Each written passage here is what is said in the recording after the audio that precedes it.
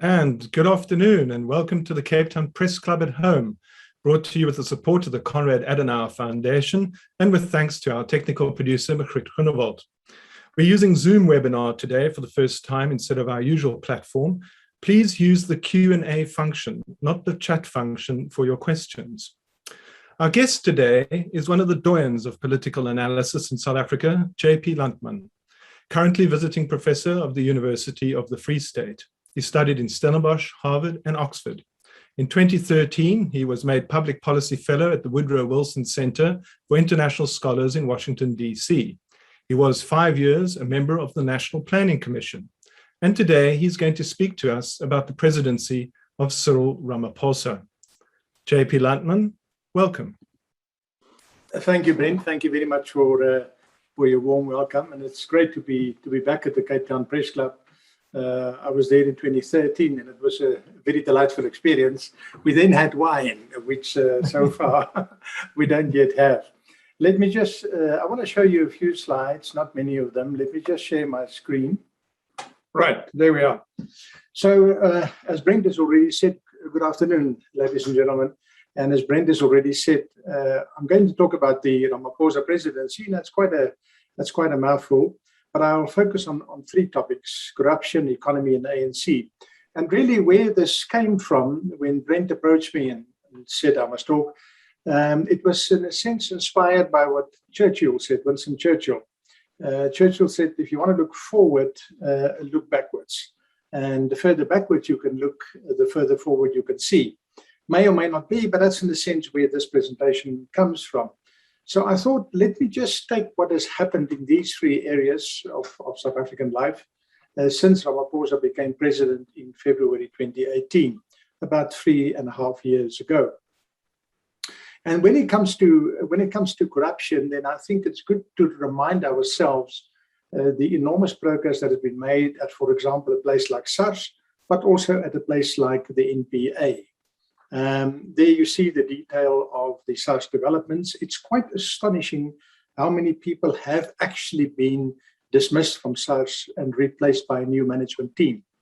And what we should also not forget is that virtually every decision along the way was challenged.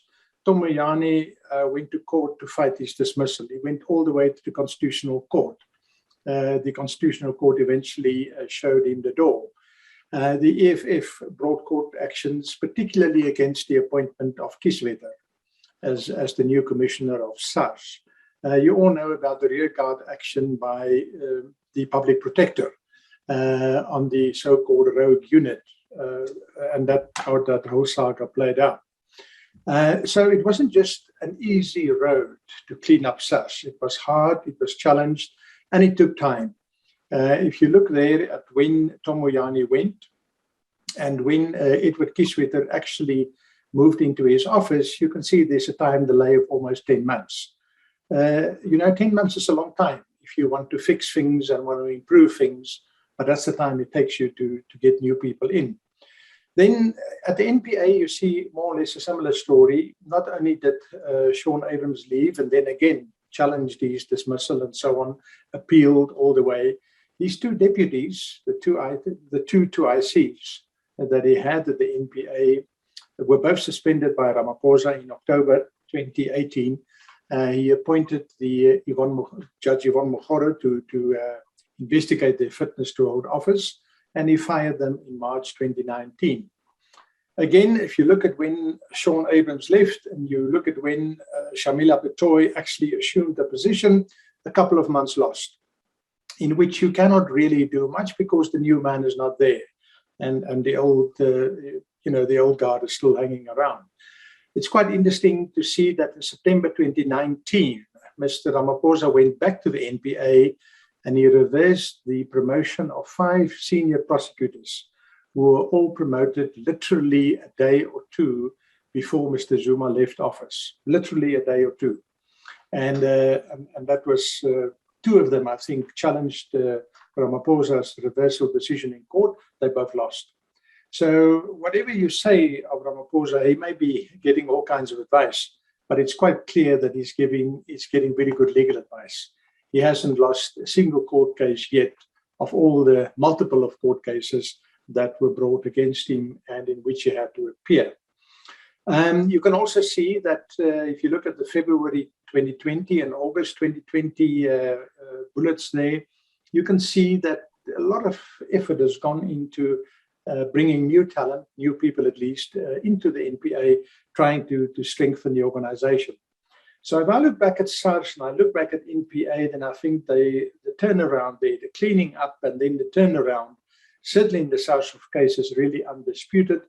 In the case of the NPA, perhaps less so, because we haven't seen that many criminal prosecutions, an item I will come back to. Now, this I've really just put up to refresh our memories. If you think Brian Molefe, Anoy Singh, and Machele Koko, the three of them were all at Eskom at one time. They all were kicked out of Megawatt Park. We had high hopes in 2019 that the new CEO, Pakamani Gadebe, who came from a financial background, would actually make a difference. In the end, he collapsed in his office and he had to be taken away in an ambulance. The stress was just too much. And again, you can see that vacancy occurred in May, and it was only at the end of the year, in December really, well, 1 January really, that the Rater could actually occupy his office. And I think we've seen consistent improvement since then. Transnet, same story. Who still remember Dudu, whatever her name was. At the PIC, there's been a wholesale clean out, really a lot of people leaving, and the very interesting institutional innovation. In the past, the Deputy Minister of Finance was automatically also chairman of the board of the PIC. That arrangement has been terminated, and the board now elects its own chairperson from its own ranks. And I think that's a very important change in our institutional landscape. And then, since we're in a media environment here, it is quite gratifying to see that about 4 years after he was dismissed from the SABC in 2017, our Hlaudi Motsoeneng was ordered in January this year to repay 850,000 Rand to the SABC plus legal costs. He's probably out of pocket for at least R1 million. And one wonders how he can cover that, because his efforts to be elected into Parliament also didn't quite work. An area that I think we can watch in terms of cleaning up is water. The current minister has done quite a lot. And more importantly than what she's doing, and I don't want to minimize her actions, she's doing quite a lot. But more importantly is that the decision has been taken to get water out of government and put it in a separate agency like SANRAL, who's looking after the country's national road network. That will give you a couple of benefits. I think it'll lead to more transparency. You can appoint people at, call it, more appropriate salary levels. And of course, you can leverage the balance sheet of such an agency in precisely the way that SANRAL is raising money on its own balance sheet to build roads. The one question that I have is, why haven't we seen any progress like that around PRASA? I live in Johannesburg, and here the PRASA service has effectively come to a standstill. I think it's the same in Cape Town. And it's not quite clear to me why that issue hasn't been tackled yet. But that's where we are. Now, what is also interesting, if you look back over the Ramaphosa track record, is the new institutions that have been created to help fight corruption. And the first one, of course, is, I call it here, the State Capture Investigative Unit. That's not the official name. The official name is Special Investigative Unit, but that's a confusion with the other one we've got. So I just use that name. And there you can quite clearly see how the thing unfolded. In February, the president announced the intention to create such a unit. In April, it was gazetted in the government gazette. In May, Harmony Cronje was appointed. And in October, in the money budget, 38 million Rand was set aside to finance the first couple of months of this unit. And a further 25 million Rand was set aside to bring in private sector skills. I think a person like Advocate Jeff Budlander from the Cape Bar is one of the names that I've seen of people that were employed by the NPA specifically by the State Capture Investigative Unit to help with criminal and other prosecutions. So a new institution announced in February, operational by October, and we've seen some progress around criminal prosecutions, but certainly not as much as I think we would have liked to see. And at some point, we would have to hear Monique Romier's side of the story as to why it's taking the time that it's taking. The other innovation that was brought in by Ramaphosa was a special tribunal, so that the SIU, the Special Investigative Unit, not the State Capture Unit, do not have to go to the High Court. They can if they want, but they can take a shortcut to a tribunal and get cases settled before the tribunal. And there again, you see the timeline announced in the SONA. The February 2019 SONA, I think, was in many respects the defining moment of the Ramaphosa presidency so far in terms of policy. It was established in October after the necessary regulatory work was done, and 8 judges served there in different parts of the country under Judge Tami Makanya. There are judges from Johannesburg, from Port Elizabeth, from Durban, and I think also from Cape Town. And if we look over the past 2 years or so, it is quite clear that the Special Tribunal and the Special Investigative Unit, they operate as a kind of a unified entity, have really had a huge impact. They've taken the scalps of several politicians. They have recovered literally billions of rands already, and is in the process of going after some more money. And they have caused many people to resign from positions. Now, all this, of course, is civil work. There's nothing criminal here. The SIU is not empowered to do criminal prosecutions. That's the remit of the NPA prosecutorial service. But there are consequences. I think that's the important point. If you used to work at Eskom and you used to indulge in all the money that News 24 has revealed have been wasted there, then it's quite hard to sit at home with no income and no job prospects. So I think one should not underestimate the work that has been done and the consequences that have flowed from the work that the SIU and the Special Tribunal has done. So, and then what we saw last year, after the enormous publicity around PPE and COVID corruption, was the creation of a so-called fusion center. It's not an official institution, but basically SARS, Financial Intelligence, the Hawks, SIU, they all are together in a floor in the building of the Financial Intelligence Center. And by all reports, that coordination of people sitting in the same room, figuratively speaking, is having quite a strong impact in terms of the anti-corruption actions that have been taken. So I think it's fair to say, if you look at these 3 new institutions that were created by Ramaphosa, and you look at what has been done since he's become president, I'm quite happy to say that I think on the corruption front, he's doing. I think he's doing quite well. Although he's probably the first one that would like to see more. The second area that I would like to cover are what has been done in the economy. And the economy, as we know, is the one area that is not responding yet. We're struggling to get to where we've got to be. All right, COVID didn't help. The unrest doesn't help. Load shedding doesn't help. But nevertheless, what are the plans to deal with it? And although government has focused on 8 issues, I'm going to highlight only 4 of them, because I think the 4 are the most important and the most doable. And the first one is a supportive macroeconomic framework. And this one is not to be underestimated. Again, in the SONA of 2019, as I've said, I think that was his defining speech in terms of policy. He said very clearly, we're not going to spend our way out of our economic troubles. Those were prophetic words in the light of the COVID that came a year later. We've now had 2 budgets under the COVID regime. And although there's been enormous pressure for more social spending to relieve hardship, government has actually held the line. That simple statement there has actually been applied. Not that everybody is happy with that, as you know, there is huge unhappiness in certain circles with what is called government austerity and the fact the government is maintaining macroeconomic prudence in fiscal policy.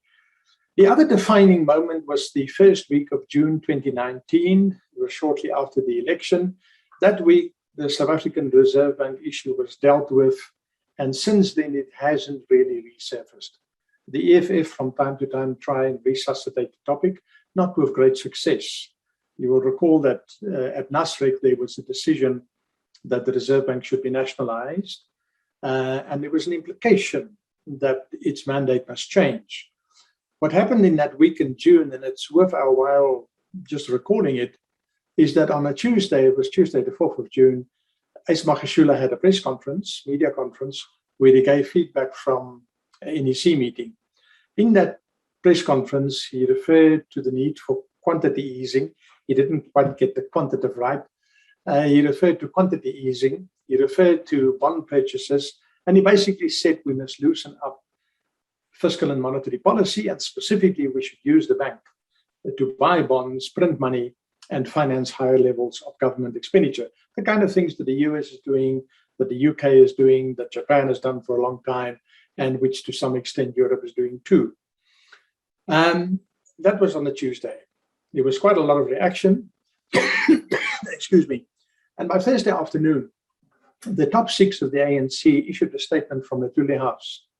Not the president, not from the Union buildings, from the Thule House, which basically said, it remains our goal, it is ANC policy that the Reserve Bank should be in public ownership, not in private ownership as is currently the case, but we don't have money for that now. Slush. And then they made it clear also in the statement that the current monetary policy arrangements are not going to change.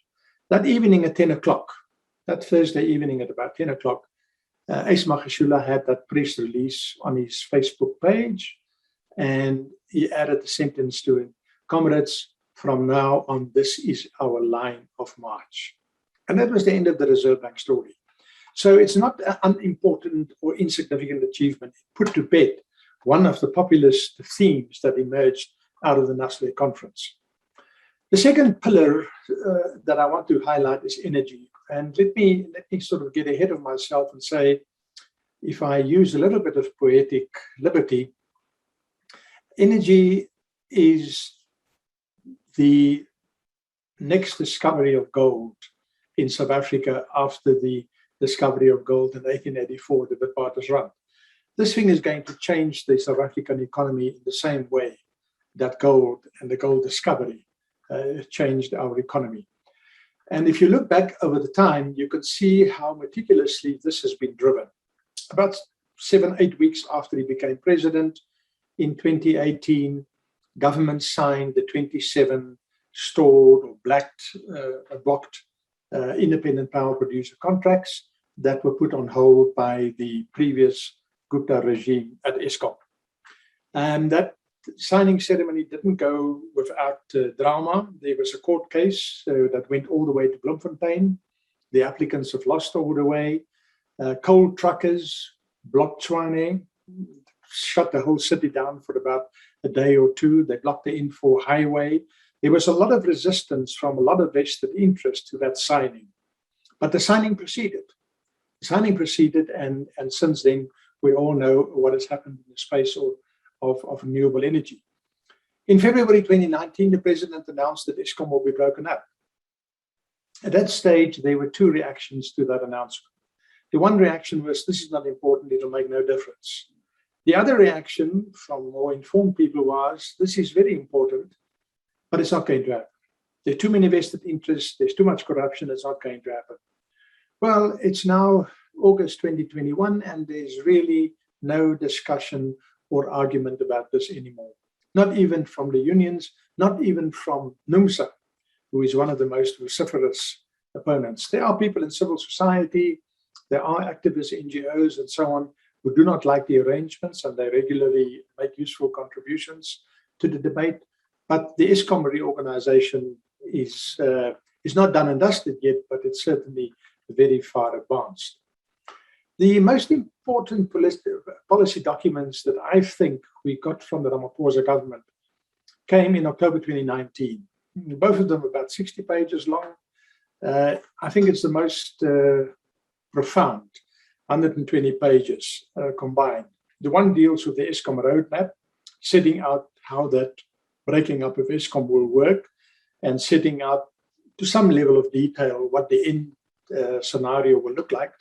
And the other one that was issued by Pravin Gordhan. And it was quite interesting, you know, people accuse Gordhan of being a communist and not believing in the market and so on and so forth. That may be, but the Eskom announcement is absolutely an announcement of allowing the private sector to reign, giving consumers free choice, getting maximum competition, all good things that I think most communists wouldn't subscribe to. And the second document, the Integrated Resource Plan, was released by Gwedi Mantashe. They were released about a week apart. Also 60 pages, also profound in its long-term policy implications. In 2020 and in 2021, we got some further decisions, the one on municipalities being allowed to produce their own power, or procure their own power rather, and of course the 100 megawatt, which the president recently announced. You put all of that together and you have a movement in a sector of the South African economy that is going to turn the entire energy field upside down. There's no question about that. Add to that what the writer is planning around Eskom debt and how he wants to use green finance for that and reposition Eskom. And I stick to my point that this thing will have as big an impact on our country's economy over the next 10 years as the discovery of gold. On infrastructure, not much to be said. It's all there. Various investment projects were gazetted in July. The total value was about 600 billion. 200 billion of that 600 billion was energy. So energy is really a big player. It's a third of that amount. To that, you now have to add what will come out of the private sector from the 100 megawatt arrangement. And the research houses that work on that suggest about 100 billion. That will then make energy not 200 billion, but 300 billion, and the total not 6, but 700 billion. So you can see energy is playing just a fantastically big role in building the infrastructure of a different country. And the nicest part of it is that all of that will come from the private sector. That cannot apply to all infrastructure, but certainly energy infrastructure will be almost, not almost, it will be 100% led by private sector capital, with all the consequences flowing from that. Then there's structural reform, which I think is a very underplayed theme in our discussions. Again, let's just go back over the timeline. In August 2019, Tito Mboweni released a document from Treasury, which set out a whole range of reforms that have to take place in the economy. Not glamorous stuff, not sexy stuff, just basics that need to be done.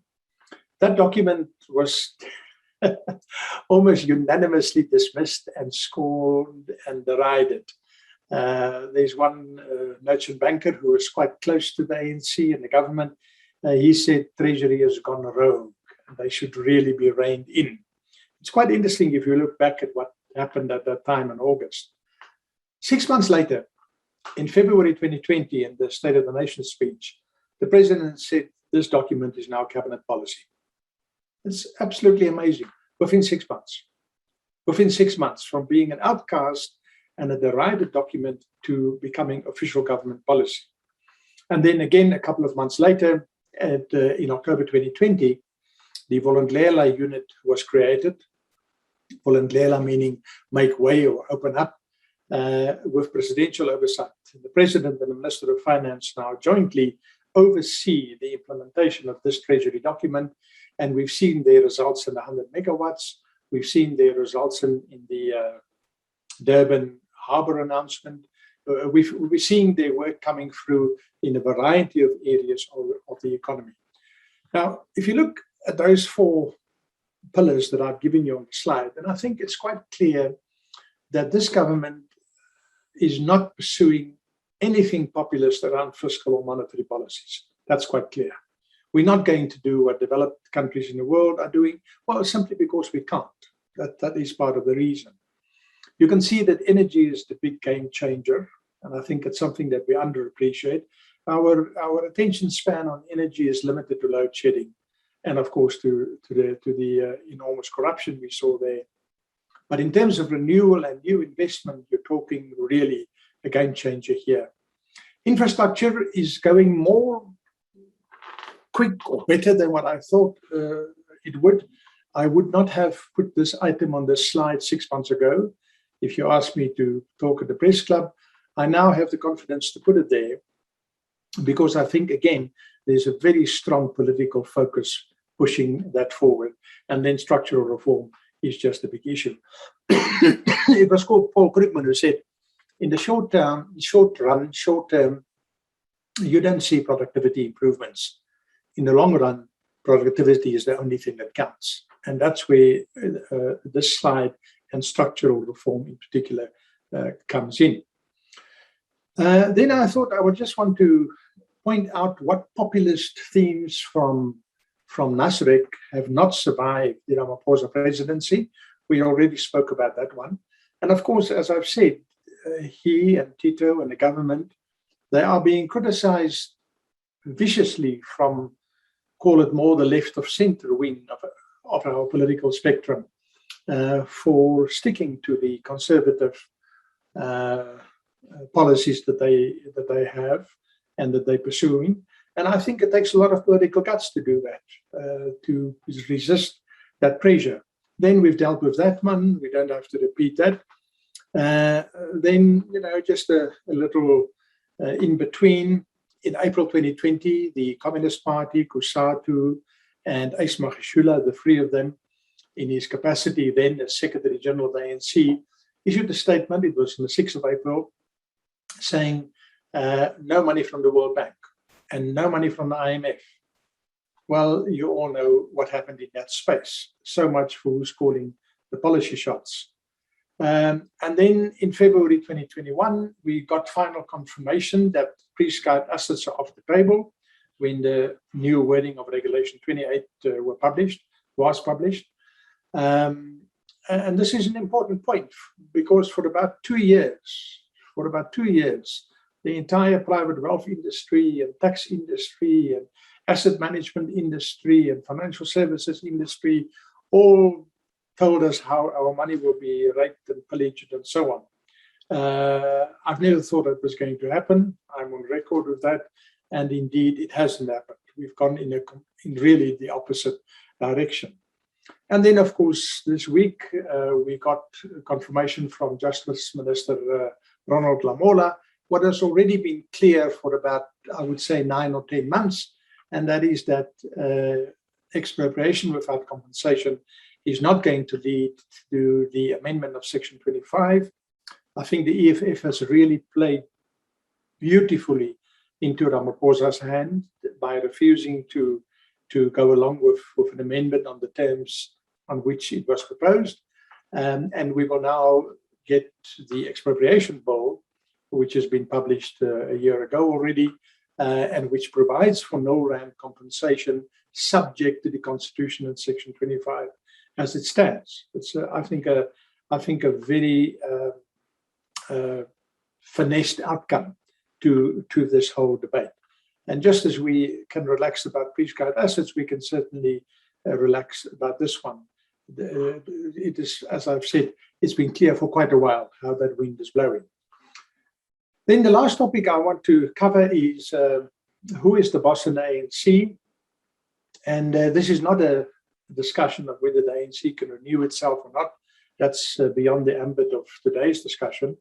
But I want to parenthesis this slide with 2 quotes.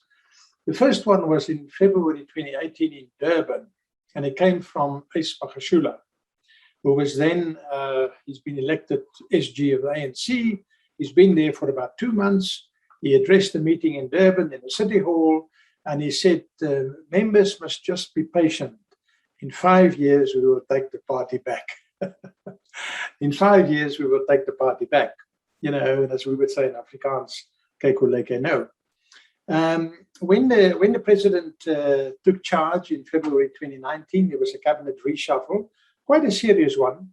He dropped 10 cabinet ministers, as you can see there, and of the 25 remaining, 21 got new portfolios. It was quite a substantial. It was quite a substantial shuffle, and we will probably see a similar one. After the election, he cut down the number of cabinet members to 28. It'll be interesting to see when there's a shuffle now, whether we will get a further cut in the overall numbers to say 25 or 22 or whatever. Maybe nothing changes. Maybe we remain with 28, but let's see. Then I think 2018, 2019, there was a consistent line coming from National Executive Committee meetings. And the line was, the rule of law must run its course. The Zondo Commission must run its course. We're not going to interfere in Zondo. We're not going to interfere in the prosecution of Mr. Zuma or anybody else. Let the law take its course. And this was a constant reminder. There was almost not an NEC meeting where this issue was not discussed, and at least afterwards for the public use was repeated. In July 2020, the president authorized the SIU to investigate COVID corruption, and then all hell broke loose. Well, I think it's a little bit the other way around. All hell broke loose, then you authorized the investigation, and we've all seen what has happened in that space. Also, in August 2020, the NEC took a decision of which I think we will still get the end result, and that is that a permanent multidisciplinary agency must be formed to fight corruption. So you can see here the Fusion Center. You can see here the SIU and the tribunal. And I suspect what government is waiting for, what the ANC is waiting for, is for the final recommendations from the Zondo Commission, which may have a bearing on this kind of institution. But the fight against corruption is certainly not over. Then the president seized the opportunity in August 2020 when he wrote that open letter, in which he said, in his weekly letter, in which he said that the ANC stand as accused number one in the dock when it comes to corruption. I think that was quite a pivotal moment of change in the fights in the ANC and around the party. 7 months later, in March 2021, all these things came together with a NEC resolution. Sorry, I'm getting ahead. There it is. With an NEC resolution that members should step aside, and which is less important at that meeting, there was also a decision that the RET faction cannot operate under ANC identity. Julius Malema said, and I have respect for his political nous.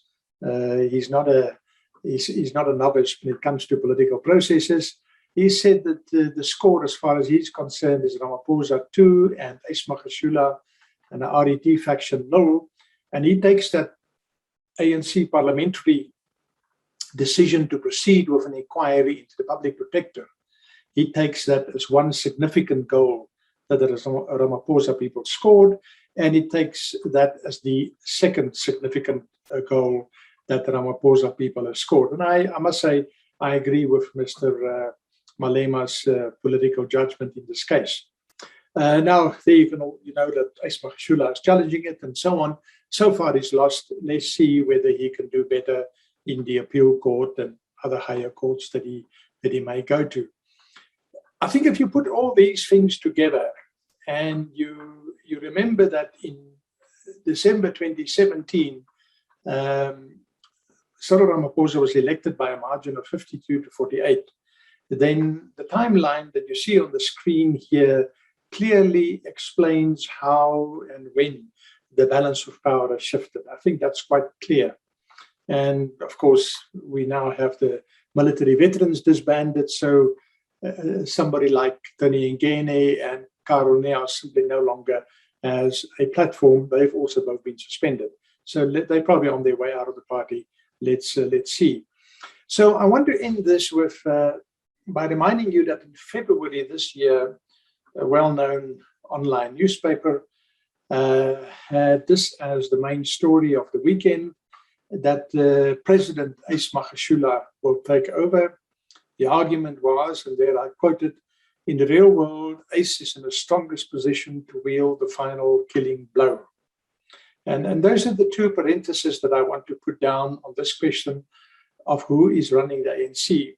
You know, even the Financial Times this weekend, which is had quite a good story on the unrest in South Africa, spoke about two factions fighting. I think that is so far off the mark. There's the ANC and there are a couple of desperate people. That's not a faction. That's not a civil war. And I think this slide and these developments bring that out clearly. So, Brent, let me wrap up. What is the so what of all this? That's my first point from the previous slide. We can have a discussion about whether Cyril is now standing 80-20 in the party or 70-30 in the party and in the population of South Africa, perhaps a bit less, 60-40, but it's certainly longer 52-48. I think that narrative is simply dead. The second thing to point out is, although we haven't seen all the people in orange overalls that we would like to see in orange overalls, there's an incredible amount happening in the field of civil sanction or civil actions being brought against perpetrators and recovering money. Economic growth is going to be done or pursued in the hard way. It's going to be through structural reform. And structural reform in its essence is highly contested. Just look at spectrum release. You know, Telkom and ETV brought court challenges to say these proposals from ICASA benefit the big guys too much. MTN brings a court application to say these proposals by ICASA benefit the small guys too much. That's the nature of structural reform. You will always step on somebody's toes and people will fight back. Yet I see no evidence. I see absolutely no evidence that there isn't anything else but a strong political will to pursue these things and drive it to some kind of a conclusion. In Spectrum, they are now negotiating a deal after they first said they won't. Let's hope they get the deal and we get the Spectrum. It's in a sense vintage Ramaphosa behavior. I think that's the other point I want to make. I think Ramaphosa's leadership style has been vindicated. I'm a strong, I like Winston Churchill. I admire his leadership style. Now, that's not Ramaphosa. He's got a completely different style, but I think one must be generous enough to say that his style has been vindicated. Patient, waits until the moment is right, strikes when he's sure he can win, and he wins. As he goes along, he wins. And I think one can summarize, I do summarize his program so far, the 3.5 years, as a program of logical incrementalism. It's not a new phrase. It exists in management literature. It comes from work that was done in the 1960s, and it tells you all you need to know. The movements are incremental, no big bangs, no Margaret Thatcher-like turn the world upside down, just incremental moves, but they all point in the same direction. At the end of the incrementalism, you end up with a result which logically follows on what has been done, and that changes the world. Brent, I'm looking forward to questions. Thank you. Thank you, JP. Okay, we've got a few questions in, and I actually think that you've answered most of them during the course of your talk. But perhaps I could just raise something. You had, I think I read recently, you had said that you're quite convinced that Ramaphosa will get his second team and that the Premier League is in tatters. And you've just said now in your talk that it's not really a faction anymore, it's a few desperate people. Are you confident of that position? And how do we have further reassurance that this is the case, and you're pretty sure that Ramaphosa gets his second term? He'll get a second term, if his health lasts, and I'm not talking about things like that. But if his health lasts, yes, he'll get a second term. The ANC is not going to change horses in midstream. That's not how political parties work. There are people who's challenging him, want to challenge him. Davis Sisulu is one. Other names are being touted around. You'll get a second term. On that, you and I can bet a case of good Cape red wine. Okay. Happy to, I don't want to bet with you. I agree with you. What about David Mabuza's role then? Do you have thoughts on that? Look, I think we make the mistake of applying the American model. What I mean is, in America, if the president goes, the deputy president takes over. That's not the case in our constitution. Here, he takes over as an acting president if something happens to the president.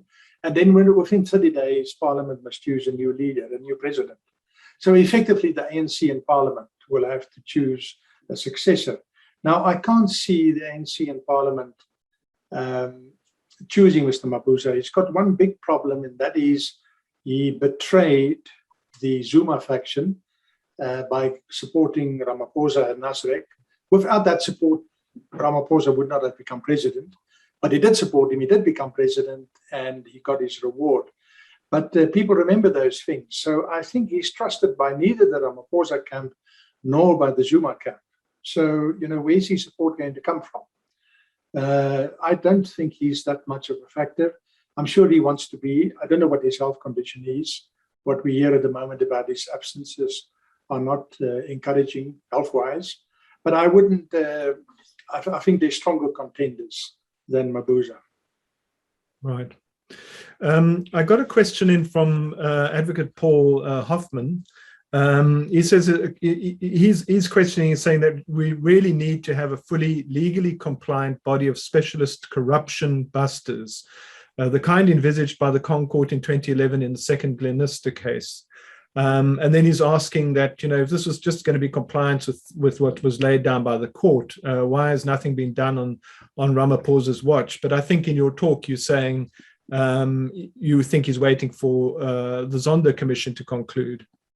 Yeah, I think it's not fair to say nothing has been done. I've pointed out the 3 new institutional arrangements that have been made.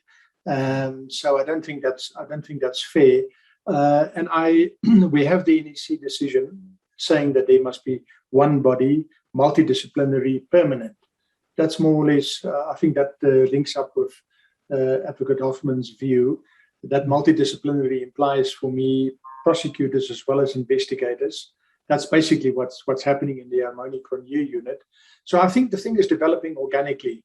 Let's give it some time to take root and grow, and let's see what Zondo says. I can't imagine that he publishes his report and he doesn't have anything to say about institutional matters.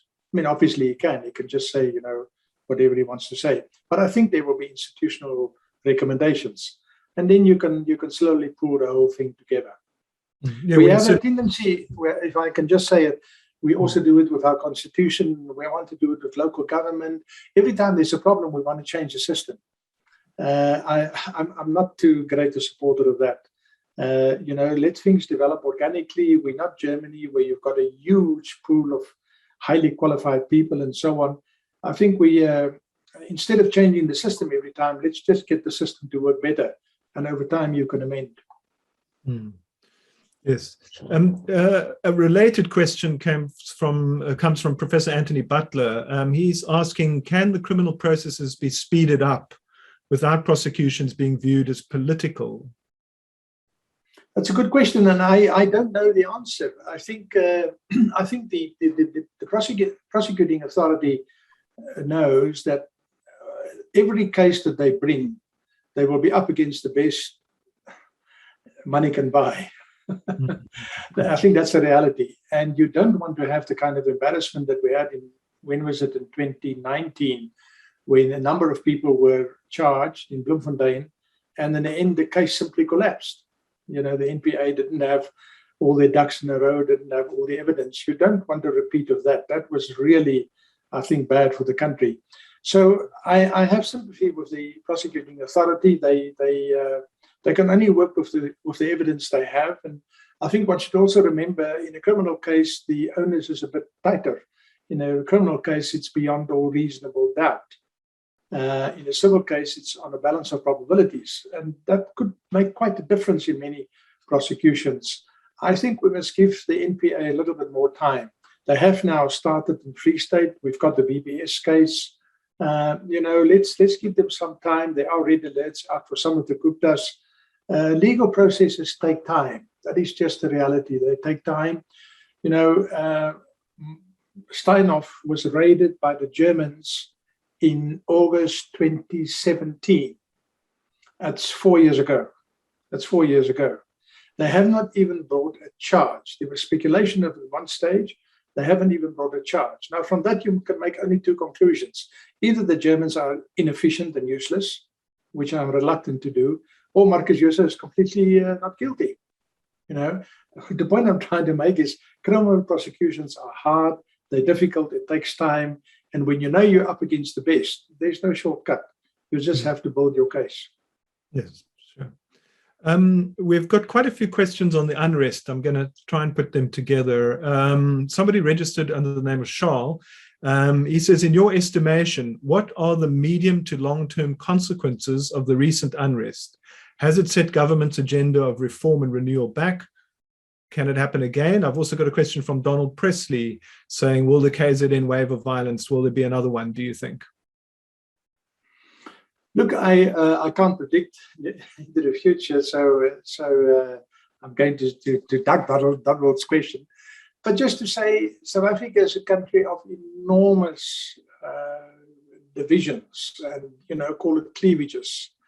I was once in Woodrow in the Free State, and I met a visiting professor from Ohio University in the US, his first visit to South Africa. And we chatted, and he said, because it's his first visit, he studied a bit and read up a bit and so on about the country. And I said the thing that amazed him most was, if you read about South Africa, then this is a country that should blow up every week. You've got urban, rural.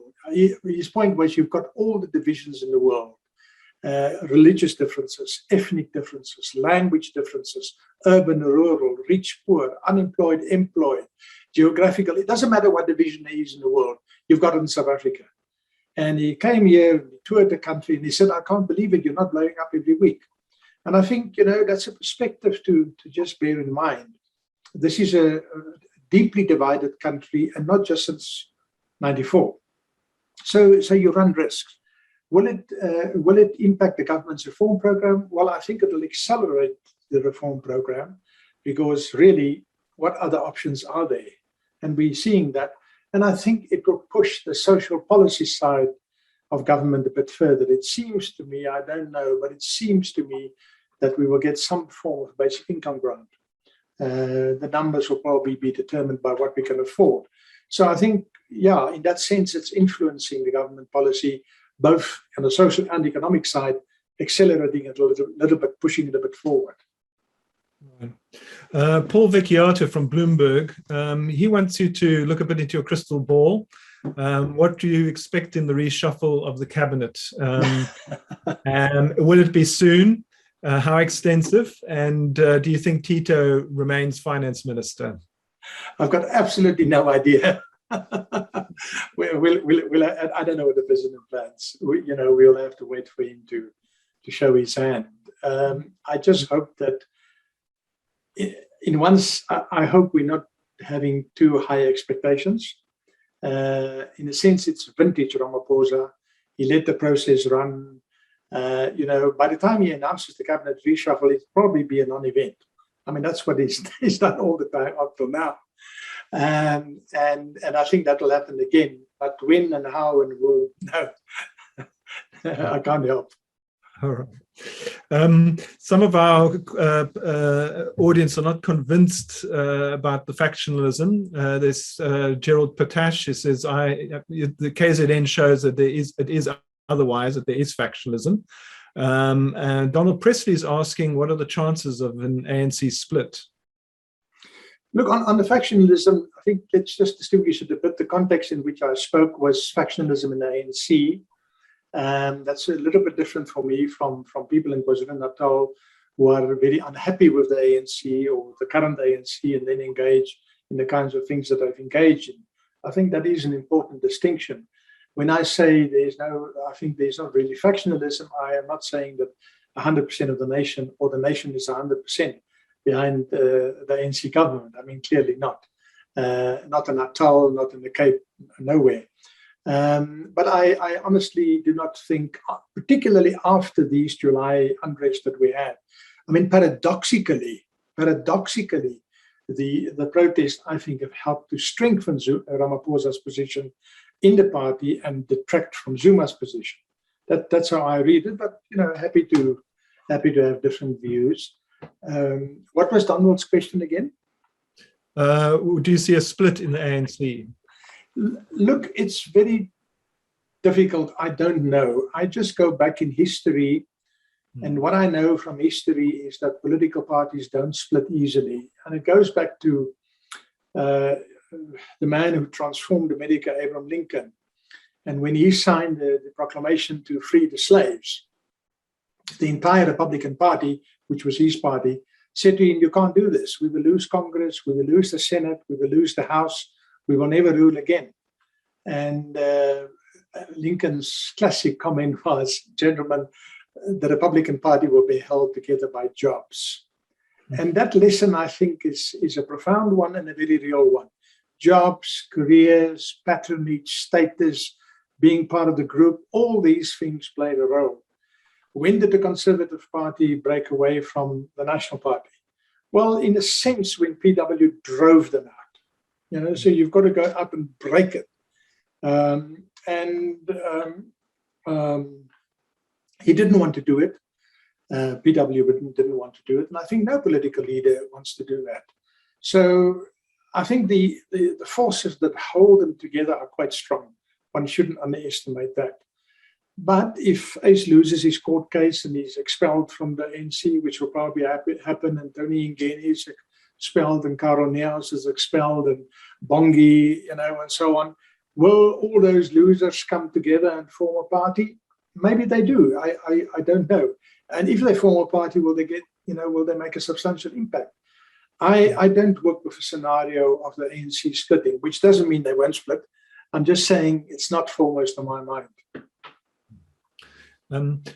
Mike Cohen, also from Bloomberg, he was also asking about whether there'd be a recurrence of the KZN violence. And I think you've answered that, but maybe I remember you writing recently that you said it was a spectacular failure of the intelligence services, the unrest that happened in July. Are we not still, sailing blind?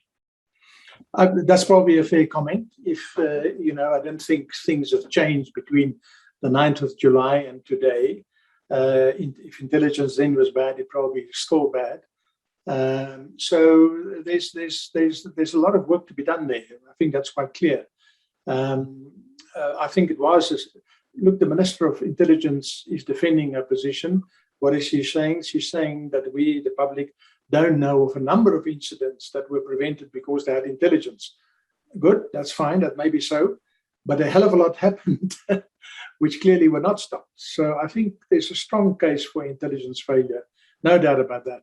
And that's one of the areas that the president will have to attend to. He'll have to, what is called the farm, which is where the Secret Service is based. He'll have to clean it up and get it under his control. Right. A question here from Will Butler. How do you balance a positive view of the cumulative incremental gains made during CR's term with notable impatience and cynicism that reform and change is not deep or swift enough? We also had somebody asking about Mkhize. So secondly, to Butler's question, can the party and the administration by implication be reformed and held together at the same time? So that's a question of how does the ANC get held together while being reformed, and what reforms do we see? Yeah, look, so far it looks as if the reform of the ANC can be pulled off, because people like Ace and like Karel Neus and so on, Zuma himself, they're leaving, they're being marginalized. Mr. Zuma hasn't been suspended, but he's certainly been marginalized. So I'm not completely, in the end, the ANC will do what they have to do to be successful at the ballot box. That's the thing that will drive them. They want to be elected, they want to come back to their positions, they want to earn the salaries that go with that and so on. So they will do what needs to be done. And if that implies that they've got to take a stance against corruption and clean themselves a little bit up, that is what they will do. Now you have a leader who's actively pursuing that. So, yeah, I don't want to make a call on which way the ANC would go. all I'm saying is I see a lot of progress in fighting corruption, and maybe the ANC survives it, maybe they don't. I would put my money on survival. As I've explained in my previous answer, the forces holding political parties together are very, very strong. And don't underestimate them. And they're not all glamorous forces, things like patronage and jobs and so on, but it keeps them together. So let's see how it goes. I think one should also pay attention to the organizational changes. There's now an electronic database. You cannot have double membership. There are a couple of things happening inside the Thule House organizationally, which is not high profile or sexy, but that may help to clean up. That may help to clean up the party, at least to some extent. Mm-hmm. What was the first question there of this group? I think you said, gentleman.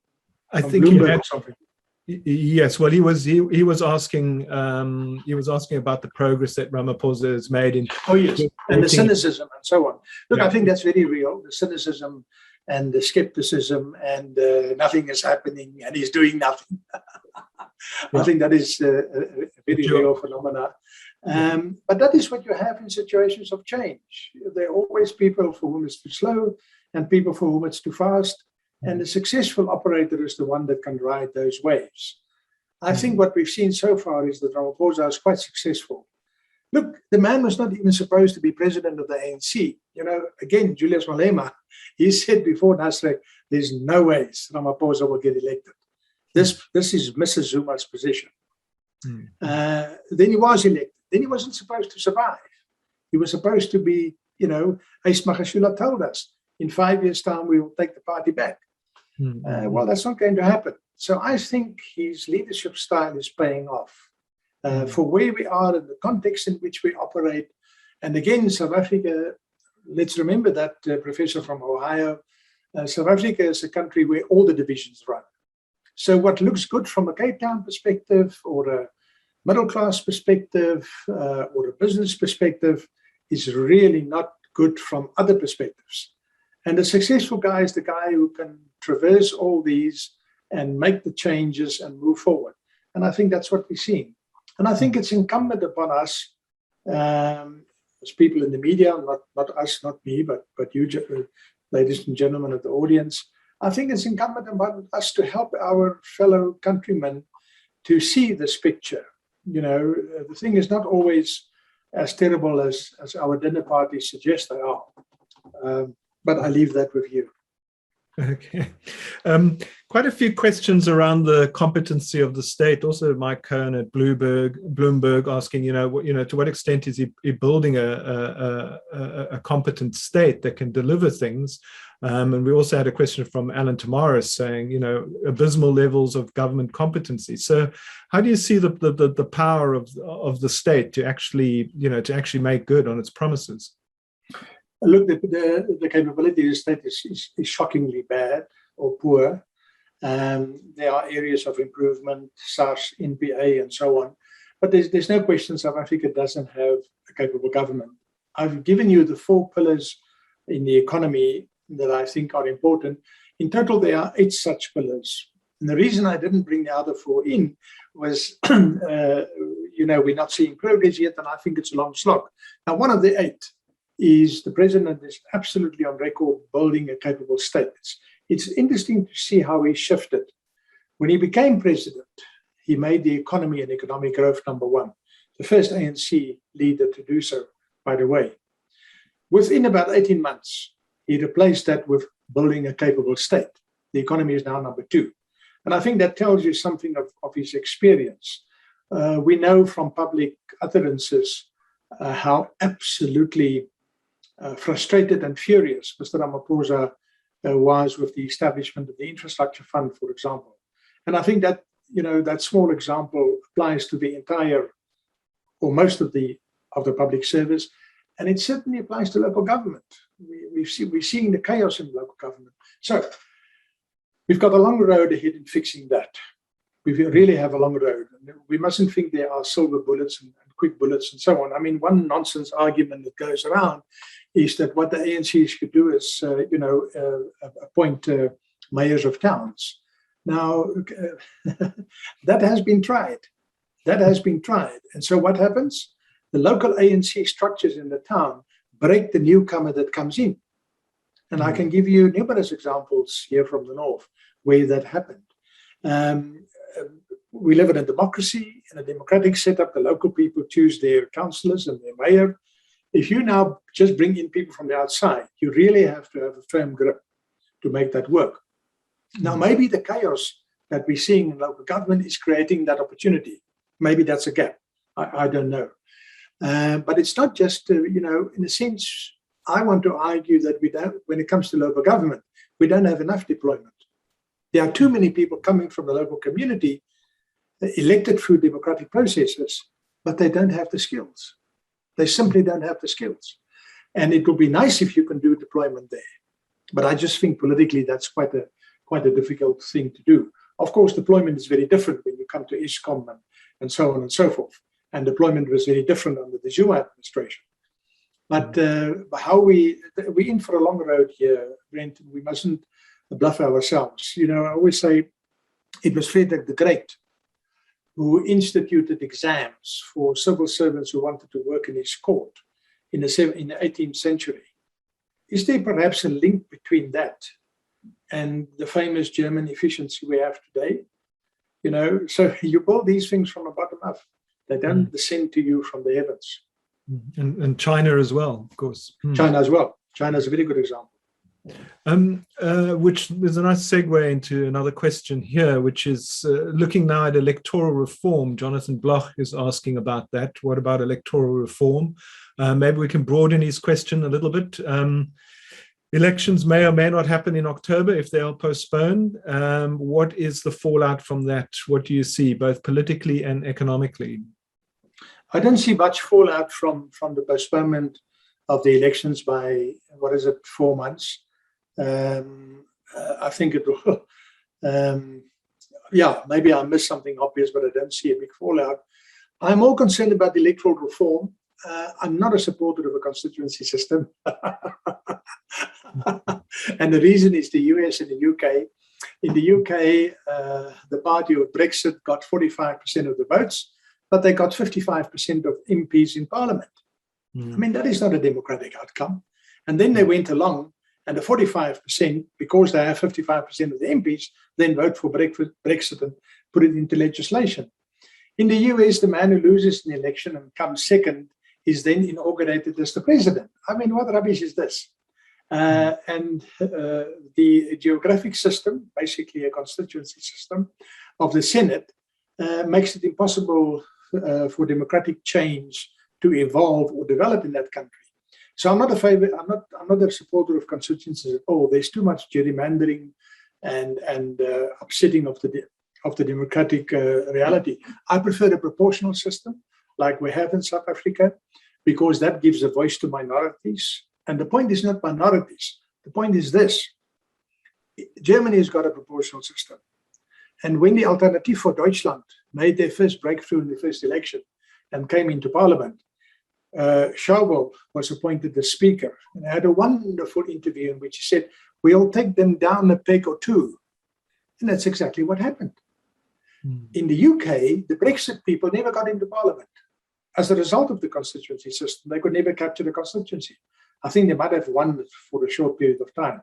So you don't hear the argument in the public debate and you can't refute it. I think the German system is much, much better. I'm afraid what will happen in South Africa is that we're going to copy the Germans. The Germans have got a constituency system, and then they do proportional on top of that. Now, that's a very expensive system to run. Germany has got 708 MPs in the lower house at the moment. We'll see how it changes in October. But I think the proportional system is serving us very well. A guy like Julius Malema can get into parliament. The Vryheidsfront Plus can get into parliament. They can all make a noise, and then you can deal with that. I think it's more democratic. It's more representative. It's better to have people in the tent than outside the tent. And that's what constituencies give you. And by the way, if I can just say, we have a constituency system at local government level. When we go and vote, you will have 2 votes, one for your ward and one proportional. Has that given us a better result in terms of corruption and accountability? I don't think so. Some of our biggest problems are at local government level. So, again, my argument, don't try and change the system every time there's a problem. Rather just try and solve the problem and let things develop organically. We have a few questions on the economic front. One from Daryl Ubay. He's asking about the position on, what do you think is going to happen with the bailout for the South African Post Office? Maybe we can broaden his question to, are we just going to be seeing endless money poured into state-owned enterprises? Look, I really hope not. I really hope not. I was disappointed. I think I've had it on the slide. I think the one bad decision by the Ramaphosa government was the 10.5 billion bailout for SAA. I really think that was bad. Then I was again disappointed when they gave 3 billion to the Land Bank, except when I talk to my farming friends and you realize what a role the Land Bank plays, which is not being played by the commercial banks. That tempered my view a little bit. And the same may happen for the post office. There are a lot of people who don't have emails, who still, use the post office. But we've got to a position where you've got much better management. It's a tragedy, and I think a travesty, that Mark Barnes left the post office. If he was still there, you probably would have had a proper organization by now. So I hope we don't see further bailouts. I don't think there's a public mood. I don't think there's sympathy for that. Okay. There's concern over Donald Presley again asking about always the question, what is the future of the rand? When does it approximate the Zimbabwean dollar? I'm sorry for Donald, but it won't get to the Zimbabwean dollar for the simple reason that the long-term graph on the rand is fairly clear. It moves in line with the inflation differential. Now we would have to have massive inflation before we get there. Now I don't forecast the rand. It was Eddie Young, the previous governor of the Bank of England, who said in parliamentary testimony, forecasting the currency is a mug's game. I agree with that. I don't do it. Right. But however, inflation has crept up and quite a little surge in it. And as we know, inflation can go very, very quickly once it starts moving. You still think the inflation is not a threat to our economy at the moment? No, I don't think so. I think we've got other threats. Look, it'll go up, but it's got to go. The governor of the South African Reserve Bank will react if it goes towards 6. Obviously, they wanted to be at the midpoint of 4.5, and I think we're sitting at 4.6 at the moment, something like that. Anything can happen, and you're quite right. Inflation can quickly run, but that would have to be, the inflationary pressures in the world would have to be enormous for that to also happen here in South Africa. At this stage, I wouldn't worry about inflation. Could be different in 12 months, but at this point, I think we've got other bigger problems. Right. Then we have political questions. We asked, Vashal was asking, where's the DA in all of this? And then maybe, a big ask for you just to give us an account of the political landscape at the moment. Maybe what is the effect of the unrest and also of the reforms and what all the things we've been talking about today. If you could run to the parties, your analysis of how it affects the major parties. Let's start with the DA. Look, I think it's a very interesting question, and there's a question that I don't have the answer to, but I'm going to speculate. I think the reaction to the July unrest is indicating that the EFF's radical rhetoric and radical kind of political behavior is coming to its end. There's clearly no appetite in that amongst ordinary South Africans for that. And I would expect the EFF to take a clap from the unrest. They're just out of step, I think, with the post-unrest mood in South Africa. Conversely, I think it will benefit the ANC considerably. I think people want stability, they want security, and at the moment that is associated with the ANC. For the rest, I think parties will get what they got. The only one that I think is in for a bit of a shake-up could be the DA. The DA in the last local government elections in 2016, 5 years ago, got 27% of the vote. Now, I mean, they're not going to get that.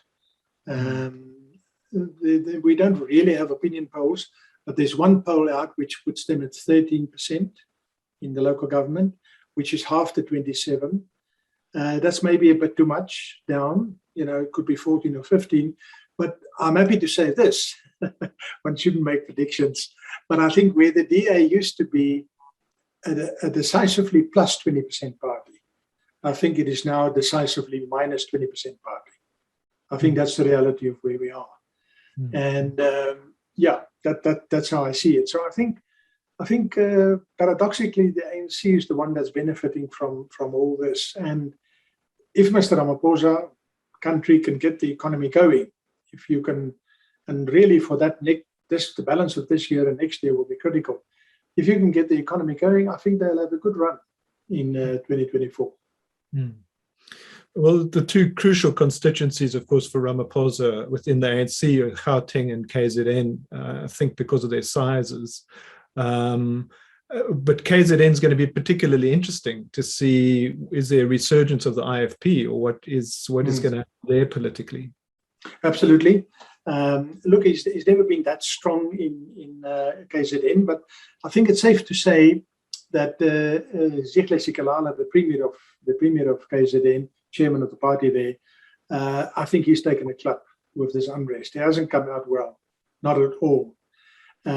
So you can take him down a peg or two.